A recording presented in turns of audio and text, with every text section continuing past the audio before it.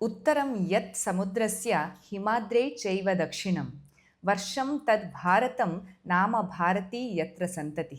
ಇದರ ಅರ್ಥ ಸಮುದ್ರದ ಉತ್ತರಕ್ಕಿರುವಂತಹ ಹಿಮಗಳಿಂದ ಕೂಡಿದ ಪರ್ವತದ ದಕ್ಷಿಣಕ್ಕಿರುವಂಥದ್ದೇ ನನ್ನ ಭಾರತ ದೇಶ. ಇಲ್ಲಿರುವಂತಹ ಎಲ್ಲರೂ ಭಾರತೀಯ ಸಂತತಿ. ಭೌಗೋಳಿಕವಾಗಿ ಈ ದೇಶವನ್ನು ಎಷ್ಟು ಸುಂದರವಾಗಿ ವರ್ಣನೆ ಮಾಡಿದ್ದಾರೆ ನೋಡಿ. ಇದು ನಮ್ಮ ಭಾರತ ದೇಶ.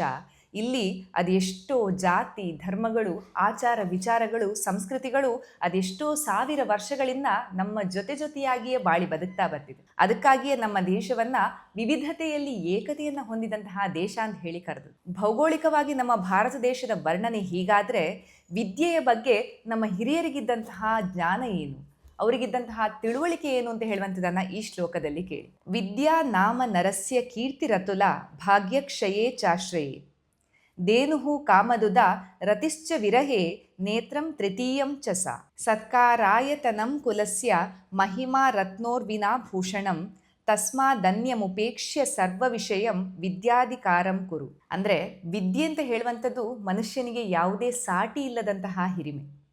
ನಿರಾಶ್ರಿತನಾಗಿದ್ದಾಗ ಆಶ್ರಯ ನೀಡುವಂಥದ್ದು ವಿದ್ಯೆ. ಕೇಳಿದ್ದನ್ನು ನೀಡುವಂತಹ ಕಾಮಧೇನುವೂ ವಿದ್ಯೆ. ವಿರಸದಲ್ಲಿದ್ದಾಗ ಸರಸದಿಂದ ಬರುವಂಥದ್ದು ವಿದ್ಯೆ. ವಿದ್ಯೆ ಅಂತ ಹೇಳುವಂಥದ್ದು ಮನುಷ್ಯನ ಮೂರನೆಯ ಕಣ್ಣು, ಪ್ರೀತಿಯ ದೇಗುಲ, ಕುಲದ ಗೌರವವೂ ವಿದ್ಯೆ, ರತ್ನಗಳಿಲ್ಲದ ಆಭರಣವೂ ವಿದ್ಯೆ. ಹಾಗಾಗಿಯೇ ಎಲ್ಲವನ್ನೂ ಪರಿತ್ಯಜಿಸು, ಕೇವಲ ವಿದ್ಯೆಯನ್ನು ಆರಿಸು ಅಂತ ಹೇಳಿ ನಮ್ಮ ಹಿರಿಯರು ಈ ರೀತಿಯಾಗಿ ಹೇಳಿದರು.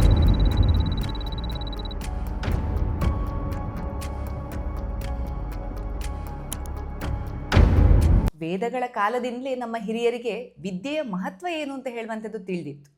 ಆದರೆ ಆ ಕಾಲದಲ್ಲಿ ವಿದ್ಯೆಯನ್ನು ಹೇಗೆ ಹೇಳಿಕೊಡ್ತಾ ಇದ್ರು, ಹೇಗೆ ಕಲಿಸ್ತಾ ಇದ್ರು ಅಂತ ಹೇಳುವಂಥದ್ದನ್ನು ನಾನು ನೋಡಬೇಕಾದ್ರೆ ಅದು ಗುರುಕುಲ ಪದ್ಧತಿಗಳ ಮೂಲಕ. ಅಂದರೆ ಶಿಷ್ಯರು ಸೂಕ್ತ ಗುರುವನ್ನು ಹುಡುಕಿ ಆಶ್ರಮದಲ್ಲಿ ಅಥವಾ ಗುರುಗಳ ಮನೆಯಲ್ಲೇ ಉಳ್ಕೊಂಡು ಗುರುಗಳ ಸೇವೆಯನ್ನು ಮಾಡ್ತಾ ವಿದ್ಯೆಯನ್ನು ಪಡ್ಕೊಳ್ತಾ ಇದ್ರು. ಕ್ರಮೇಣ ಈ ಗುರುಕುಲ ಪದ್ಧತಿ ಅಂತ ಹೇಳುವಂಥದ್ದು ನಶಿಸ್ತಾ ಹೋಯಿತು. ನಂತರದಲ್ಲಿ ಈ ವಿದ್ಯಾ ಕ್ಷೇತ್ರದಲ್ಲಿ ಒಂದು ದೊಡ್ಡ ಕ್ರಾಂತಿಯೇ ನಡೆಯಿತು. ಆದರೆ ಈಗ ನಾವೆಲ್ಲರೂ ರೆಸಿಡೆನ್ಷಿಯಲ್ ಸ್ಕೂಲ್ ಅಂತ ಹೇಳುವಂತಹ ಒಂದು ಪದ್ಧತಿಯಲ್ಲಿ ನಮ್ಮ ಮಕ್ಕಳನ್ನು ಓದಿಸ್ತಾ ಇದ್ದೇವಲ್ಲ, ಇದು ಹೊಸತೇನಲ್ಲ. ಇದು ಸಾವಿರಾರು ವರ್ಷಗಳ ಹಿಂದೆಯೇ ನಮ್ಮ ಭಾರತ ದೇಶದಲ್ಲಿ ಇತ್ತು ಅಂತ ಹೇಳುವಂಥದ್ರ ಬಗ್ಗೆ ನಿಮಗೆ ಗೊತ್ತಾ? ಹೌದು, ನಾವಿವತ್ತು ಹೇಳ್ತಾ ಇರುವಂಥದ್ದು ನಮ್ಮ ದೇಶದಲ್ಲಿರುವಂತಹ ಪ್ರಪಂಚದ ಮೊದಲ ರೆಸಿಡೆನ್ಷಿಯಲ್ ಸ್ಕೂಲ್, ಅದು ನಳಂದ ಮಹಾವಿದ್ಯಾಲಯ. ಈಗಿನ ಪಟ್ನಾದಿಂದ 52 ಕಿಲೋಮೀಟರ್ ದೂರದಲ್ಲಿದ್ದಂತಹ ಈ ವಿದ್ಯಾಲಯವನ್ನ 4ನೇ ಶತಮಾನದಲ್ಲೇ ಗುಪ್ತ ವಂಶಸ್ಥರಾದಂತಹ ಕುಮಾರಗುಪ್ತ ಅಂತ ಹೇಳುವವರು ಸ್ಥಾಪಿಸಿದ್ರು ಅಂತ ಹೇಳೋದ್ರ ಬಗ್ಗೆ ಮಾಹಿತಿ ಸಿಗ್ತದೆ. ಆಕ್ಸ್ಫರ್ಡ್ ಯೂನಿವರ್ಸಿಟಿಗಿಂತಲೂ ಸುಮಾರು 500 ವರ್ಷ ಮೊದಲೇ ಈ ನಳಂದ ವಿಶ್ವವಿದ್ಯಾಲಯ ಸ್ಥಾಪಿತವಾಗಿತ್ತು ಅಂತ ಹೇಳುವಂಥದ್ದನ್ನ ಕೇಳಬೇಕಾದ್ರೆ ಆ ಕಾಲದಲ್ಲೇ ನಮ್ಮ ದೇಶ ಎಷ್ಟು ಸಾಕ್ಷರವಾಗಿತ್ತು ಅಂತ ಹೇಳುವಂಥದ್ದು ತಿಳಿಯುತ್ತದೆ. ಈ ನಳಂದ ವಿಶ್ವವಿದ್ಯಾಲಯ ಸುಮಾರು 800 ವರ್ಷಗಳ ಕಾಲ ತನ್ನ ಚಟುವಟಿಕೆಗಳನ್ನು ನಡೆಸ್ತಾ ಇತ್ತು. ಅಂದರೆ ಸುಮಾರು 12ನೇ ಶತಮಾನದವರೆಗೆ ಲಕ್ಷಗಟ್ಟಲೆ ವಿದ್ಯಾರ್ಥಿಗಳಿಗೆ ವಿದ್ಯಾದಾನವನ್ನು ಮಾಡಿರುವಂತಹ ಹೆಗ್ಗಳಿಕೆ ಈ ನಳಂದ ವಿಶ್ವವಿದ್ಯಾಲಯಕ್ಕೆ ಸೇರ್ತದೆ. ನಳಂದದಲ್ಲಿ ಆ ಕಾಲದಲ್ಲಿಯೇ ಬೌದ್ಧರ ತತ್ವಗಳು, ತತ್ವಶಾಸ್ತ್ರ, ತರ್ಕಶಾಸ್ತ್ರ, ವ್ಯಾಕರಣಶಾಸ್ತ್ರ ಅಂದರೆ ಗ್ರಾಮರನ್ನು, ಜೊತೆಗೆ ವೈದ್ಯಶಾಸ್ತ್ರ ಅಂದರೆ ಆಯುರ್ವೇದದ ಶಾಸ್ತ್ರಗಳು, ಗಣಿತಶಾಸ್ತ್ರ, ವೇದಶಾಸ್ತ್ರ, ಖಗೋಳಶಾಸ್ತ್ರ ಎಲ್ಲವನ್ನು ಹೇಳ್ಕೊಡ್ತಾ ಇದ್ರು ಅಂತ ಹೇಳಿದರೆ ನಿಜವಾಗ್ಲೂ ಆಶ್ಚರ್ಯ. ಆಗಿನ ನಳಂದ ವಿಶ್ವವಿದ್ಯಾಲಯ 14 ಹೆಕ್ಟೇರ್ ಅಂದರೆ ಸುಮಾರು 34 ಎಕರೆಗಳಷ್ಟು ವಿಸ್ತಾರವಾದಂತಹ ಸ್ಥಳದಲ್ಲಿತ್ತು ಅಂತ ಹೇಳುವಂತಹ ಮಾಹಿತಿಯೂ ಸಿಗ್ತದೆ. ಅಲ್ಲಿ ಸಿಕ್ಕಿದಂತಹ ಅವಶೇಷಗಳನ್ನು ನೋಡಿ ಅಲ್ಲಿ ವಿಶಾಲವಾದಂತಹ ಹಾಗೂ ಅಷ್ಟೇ ಭವ್ಯವಾದಂತಹ ಒಂದು ಕಟ್ಟಡ ಇತ್ತು ಅಂತ ಹೇಳ್ತಾರೆ. ಜೊತೆಗೆ ನಳಂದ ವಿಶ್ವವಿದ್ಯಾಲಯ ಒಂದೇ ಬಾರಿಗೆ 10,000 ವಿದ್ಯಾರ್ಥಿಗಳಿಗೆ ಆಶ್ರಯವನ್ನು ನೀಡುವಂತಹ ಒಂದು ಕೆಪಾಸಿಟಿಯನ್ನು ಹೊಂದಿತ್ತು.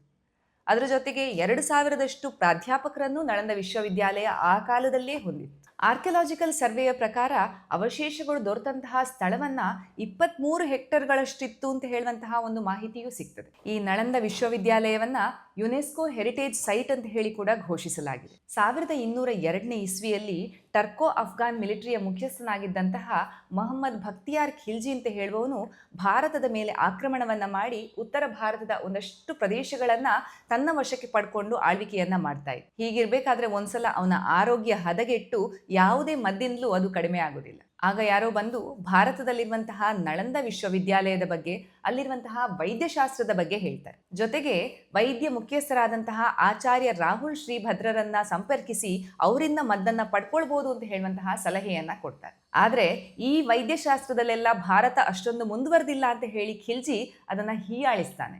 ಆ ಮಾತನ್ನು ನಿರ್ಲಕ್ಷಿಸ್ತಾನೆ. ಆದರೆ ಎಷ್ಟೇ ಸಮಯ ಕಳೆದರೂ ಅವನ ಆರೋಗ್ಯ ಸುಧಾರಿಸೋದಿಲ್ಲ. ಮತ್ತಷ್ಟು ರೋಗ ಉಲ್ಬಣ ಆಗ್ತಾ ಹೋಗಬೇಕಾದ್ರೆ ಆಗ ಅವನು ಅನಿವಾರ್ಯವಾಗಿ ಆಚಾರ್ಯರನ್ನು ಭೇಟಿಯಾಗಿ ತನಗೆ ಮದ್ದನ್ನು ಕೊಡಬೇಕು ಅಂತ ಹೇಳಿ ಕೇಳ್ಕೊಳ್ತಾನೆ. ಆದರೆ ಇದೆಲ್ಲದರ ಜೊತೆಗೆ ಅವನು ಷರತ್ತನ್ನು ಹಾಕ್ತಾನೆ.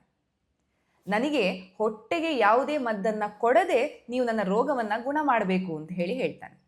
ಸ್ವಲ್ಪ ಸಮಯ ಯೋಚಿಸಿದಂತಹ ಆಚಾರ್ಯರು ಆಗಬಹುದು ಅಂತ ಹೇಳಿ ಒಪ್ಪಿ ಖಿಲ್ಜಿಗೆ ಒಂದು ಕುರಾನ್ ಪುಸ್ತಕವನ್ನು ನೀಡ್ತಾರೆ. ಈ ಪುಸ್ತಕದಲ್ಲಿ ಇಂತಿಷ್ಟು ಪುಟಗಳನ್ನು ಪ್ರತಿನಿತ್ಯವೂ ನೀವು ಓದಬೇಕು ಅಂತ ಹೇಳಿ ಹೇಳ್ತಾರೆ. ಇದಕ್ಕೆ ಒಪ್ಪಿದಂತಹ ಖಿಲ್ಜಿ ಪ್ರತಿದಿನ ಕುರಾನ್ ಪುಸ್ತಕವನ್ನು ಓದಲಿಕ್ಕೆ ಪ್ರಾರಂಭ ಮಾಡ್ತಾನೆ. ದಿನ ಕಳೆದಂತೆ ಅವನ ರೋಗ ಕಡಿಮೆ ಆಗ್ತಾ ಬರ್ತದೆ.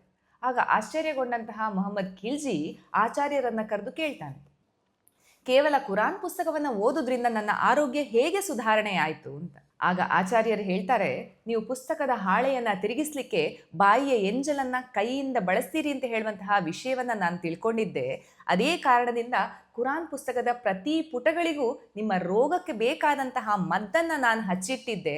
ಅದೇ ಕಾರಣದಿಂದ ನೀವು ಕುರಾನನ್ನು ಓದ್ತಾ ಹೋಗ್ತಾ ಇದ್ದ ಹಾಗೆ ಆ ಮದ್ದು ನಿಮ್ಮ ಹೊಟ್ಟೆಯನ್ನು ಸೇರಿ ನಿಮ್ಮ ರೋಗ ಕಡಿಮೆ ಆಯಿತು, ಆರೋಗ್ಯ ಸುಧಾರಿಸಿತು ಅಂತ ಹೇಳ್ತಾರೆ. ಇದನ್ನು ಕೇಳಿದಂತಹ ಖಿಲ್ಜಿ ತನ್ನ ದೇಶದ ವೈದ್ಯಶಾಸ್ತ್ರವೇ ಶ್ರೇಷ್ಠ ಅಂತ ಹೇಳಿ ತಿಳ್ಕೊಂಡಿದ್ದವನು ಈಗ ಭಾರತ ಈ ವೈದ್ಯಶಾಸ್ತ್ರದಲ್ಲಿ ಇಷ್ಟು ಒಂದು ಮುಂದುವರೆದಿದೆ ಅಂತ ಹೇಳುವಂಥದ್ದನ್ನು ಕೇಳಬೇಕಾದ್ರೆ ಅವನಿಗೆ ಹೊಟ್ಟೆ ಕಿಚ್ಚು, ಅಸೂಯೆ ಹೆಚ್ಚಾಗ್ತದೆ.